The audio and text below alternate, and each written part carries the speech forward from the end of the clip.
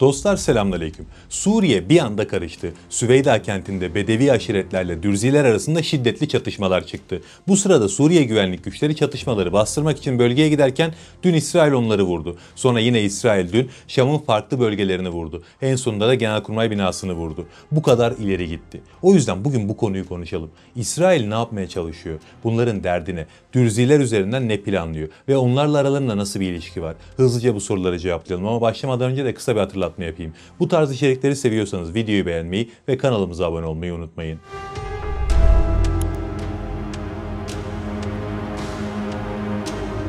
Öncelikle son yaşanan olayları kısaca bir özetleyelim. Bu yaşanan olayların merkezinde Suriye'deki Dürziler var. Şimdi olayları özetledikten sonra Dürzilerle ilgili de kısaca bir konuşuruz. Onlar hakkında genel bir fikriniz olsun. Bugünkü konunun daha iyi anlaşılması için bu önemli. Bugün çok detaya girmeyelim ama isterseniz Dürziler hakkında çok kapsamlı bir çalışma hazırlayabilirim. Yorumda belirtirsiniz. Dediğim gibi şimdi öncelikle olayları kısaca bir özetleyelim. Dürzi gruplarla bölgedeki Bedevi aşiretler arasında 13 Temmuz'dan beri çatışmalar yaşanıyor. Karşılıklı kaçırma olayları var. İki taraf da birbirini insan kaçırmakla suçluyor. Zaten bölgedeki Bedevi aşiretlerle Dürziler arasında zaman zaman çatışmalar yaşanıyordu. Bu sefer çatışmalar biraz fazla büyüdü. Şu ana kadar 300'den fazla insan öldü. Bu videoyu 16 Temmuz gecesi hazırlıyorum. Yani yayınladığımda bu bilgilerle ilgili değişiklikler olmuş olabilir. Tabii ateşkes sağlandığı için muhtemelen sayılarda oynama olmayacaktır. Neyse, yani 300 kişinin öldüğü çatışmalardan bahsediyoruz. Gerçekten büyük bir gerginlik yaşandı. Esed'in devrildiği tarihten beri zaten Suriye'deki Dürziler hep ayrı bir devletmiş gibi davrandılar. Onlara sorsanız onlar da can güvenliklerinden endişe ettikleri için bunu yaptıklarını söylerler. Ama onlara defalarca garanti verilmesine rağmen silahlarını teslim etmediler. Peki kim bu Dürziler? Çok kısa bir şekilde değinelim. Dürziler etnik olarak Araplar ama dini açıdan çok farklılaşıyorlar. Değişik bir inançları var. İnançların içinde neredeyse bütün dinlerden unsurlar var. Ama batıni, ezoterik yapılarından dolayı bunların inancının ayrıntılarını tespit etmek çok mümkün değil.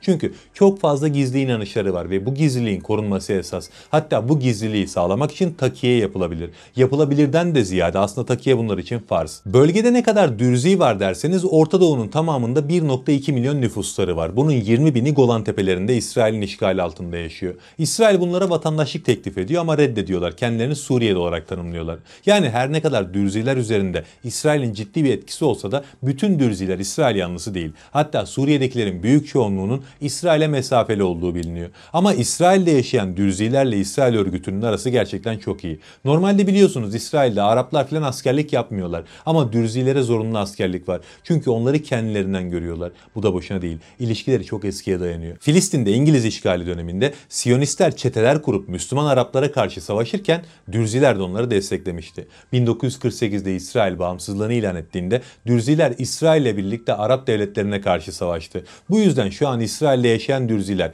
birinci sınıf vatandaş olmasalar da ikinci sınıf vatandaş olarak görülüyor diyebiliriz. Neyse, bu kısmı çok uzatmayalım. Dediğim gibi detaylı bir video isterseniz inanç sistemleriyle ilgili bilinen detayların da olduğu bir video hazırlarım daha sonra. Şimdi biz gelelim esas meseleye. Suriye'nin güneyinde Süveyda kentinde bu anlattığım Dürzilerle Bedevi aşiretler arasında büyük çatışmalar çıktı. Suriye devletine bağlı güçler bu çatışmaları durdurmak için bölgeye gittiler. Aslında ateşkesi sağladılar da. Ama ateşkes açıklamasının hemen ardından İsrail bölgedeki Suriye askeri unsurlarını hava saldırılarıyla vurdu. Bakın, ateşkes ilan edilmiş olmasına rağmen bunu yaptı. O zamandan sonra da 4 gün içerisinde toplamda 4 kere ateşkes ilan edildi. Ama her seferinde bu karar bozuldu. Bu ateşkeslerin bozulmasını kimin sağladığını söylememe gerek yoktur herhalde. İçin içinde İsrail var.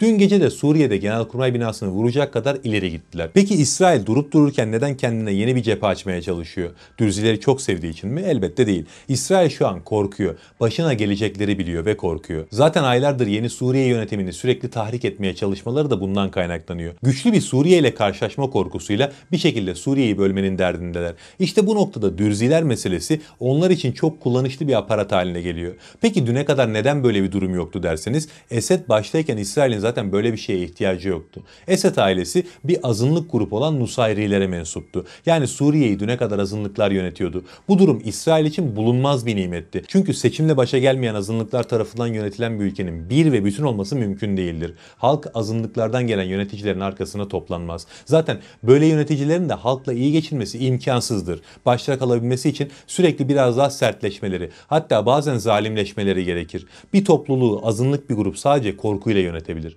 Başka türlü başta kalması mümkün değil. İşte bu durum İsrail'in işine geliyordu. Çünkü Suriye Esed döneminde tek yumruk olamıyordu. Ama sonra işler değişti. Suriyeli muhalifler yönetimi devirdiler ve başa geçtiler. Bu sefer İsrail için kabus denilebilecek bir senaryo başladı. İsrail kurulduğundan beri belki de ilk defa Suriye'nin tek yumruk olabilme ihtimali ortaya çıktı. Tek yumruk olmuş bir Suriye elbette zaman içerisinde hiç olmadığı kadar güçlenecekti. İsrail çevresinde güçlü bir Müslüman devlet istemez. Yani bu yeni dönüşüm İsrail'in kesinlikle işine gelmiyordu. Bunu engellemek için de Suriye'nin bölünmesi için çalışmaya başladılar. Bakın Suriye'de şu an ayrılıkça 3 tane grup var. Yani en azından İsrail'in üzerlerine oynayacağı kadar etkin ve güçlü 3 grup var. İsrail bu 3 grubu aynı anda destekliyor. Bunlardan biri ve en zayıfı Nusayriler. Tartus ve Laskiye civarındaki Nusayrileri Esed devrildiğinden beri destekleyip kışkırtmaya çalıştılar. Bir iki kere de başarılı oldular. Ama Suriye yönetimi buralardaki isyanı hızlıca bastırdı. Zaten dediğim gibi Nusayriler İsrail'in elindeki en küçük kozdu hep. İsrail'in esas çalışma alanı YPG ve bugün konumuz olan Dürzilerdi. Bu iki gruptan ümitleri var. YPG İsrail için yeni Suriye yönetimini zayıflatma ihtimalinden dolayı kıymetli. Yani Nusayrilerden sonra önem verdikleri ikinci ayrılıkçı grup YPG diyebiliriz. Esas destek verdikleri ve önemsedikleri grup, yani onların birinci sıraları ise bugün konuştuğumuz Dürziler. Neden derseniz Dürzilerin yoğun olarak yaşadıkları konumlardan dolayı. Suriye'de Dürziler daha çok ülkenin güneyinde yaşıyor. Yani İsrail sınırında. Eğer İsrail bu bölgedeki Dürzileri ayrı bir devlet olmaya ikna edebilirse Suriye tehdidinden kurtulacak. İsrail yeni Suriye yönetiminin kendisi için hazırlandığını biliyor ve bunu engelleyebilmek için böl, parçala, yönet uyguluyor ya da uygulamaya çalışıyor. Şimdi burada esas soru şu: İsrail Dürzileri ayrı bir devlet kurmak için Suriye yönetimine karşı savaşmaya ikna edebilir mi? Burada İsrail'in işi kolay değil. Çünkü bölgedeki Dürzilerin hepsi İsrail yanlısı değil. Hatta Dürzi liderlerin ciddi bir kısmı İsrail'i Suriye'yi işgal ettiği için kınadı daha önce. Yani bütün Dürzilerin İsrail'in isteği doğrultusunda bir araya gelmesi pek mümkün görünmüyor. Onlar kendilerini İsrail'in planı için kullandırtmazlar ve bu yüzden de İsrail'in başarıya ulaşması pek mümkün görünmüyor.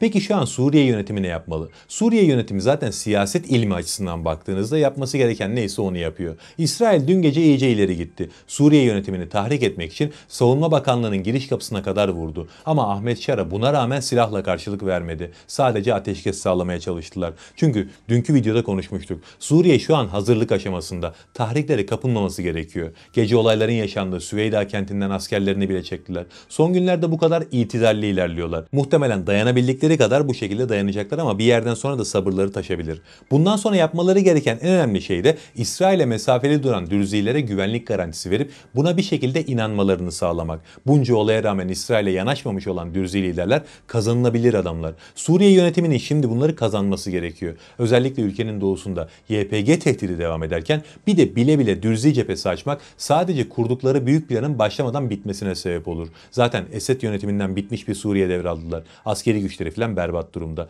Böyle bir ortamda İsrail'e savaş ilan etseler hiçbir şey elde edemeyecekler. İsrail havadan Suriye'yi vuracak, Suriye yönetimi ise sadece izlemek zorunda kalacak. Bunu yaşamamak için zamana ihtiyaç var. Bu zamanı da şu an yürüttükleri politika sayesinde kazanacaklar inşallah. YPG ne olacak derseniz onu da bu politikayla zaman içerisinde yavaş yavaş etkisiz hale getirecekler gibi görünüyor. Allah'a emanet olun.